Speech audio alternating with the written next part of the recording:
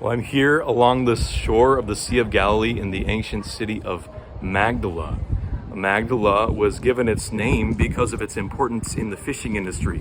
A Magdala is actually a tower on which fish were hung to be dried so that they could be preserved and taken to market. In fact, the fish here from Magdala made their way all the way to Rome. There's evidence still in Rome that the fish in Magdala were some of the best fish you could buy.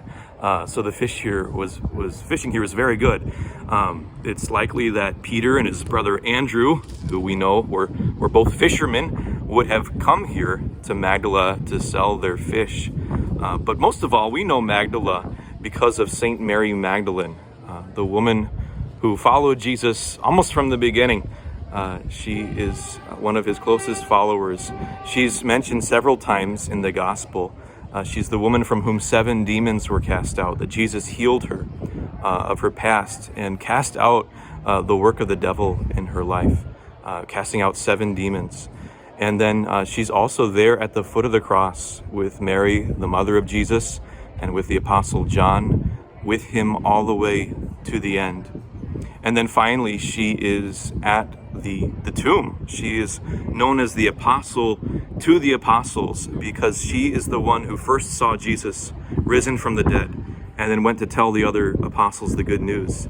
She is there rewarded for her patience, for her perseverance, for waiting. When she finds the tomb empty, she stays and waits. She's mourning. She's in tears. "Where have they taken my Lord?" she asks. And then Jesus appears to her and calls out her name, Mary.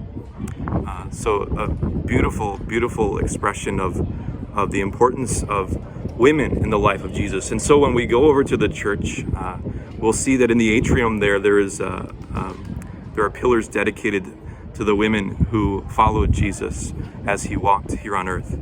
And another thing you'll notice here in Magdala, just behind me are the ruins of the ancient temple of this town. Just as they were digging to build this hotel here, they found the ruins of the ancient synagogue. I should say synagogue, not temple. The only temple is in Jerusalem.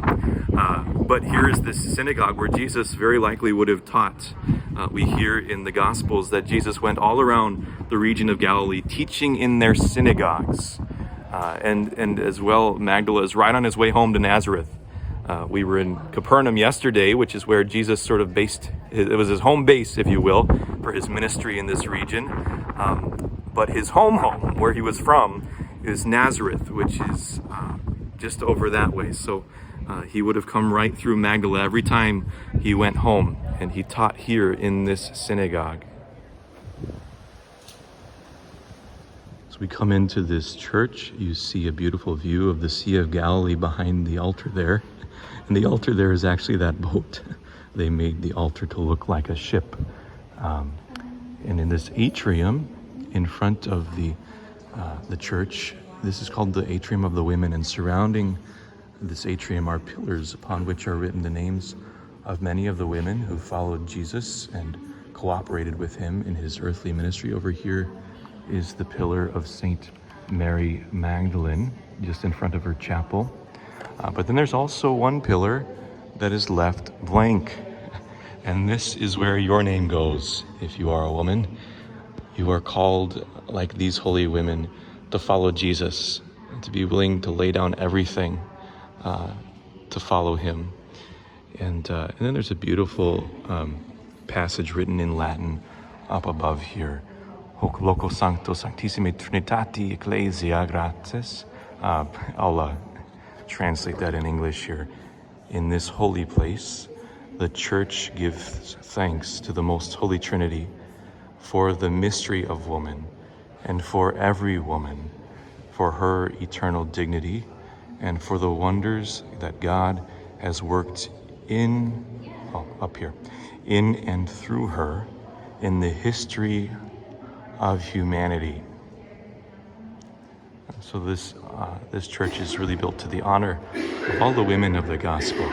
Women are so important in the gospel, and Jesus elevates them in their dignity. That quote up above there, I believe, comes from Pope St. John Paul II in his encyclical letter Mulieris Dignitatem, on the dignity of women.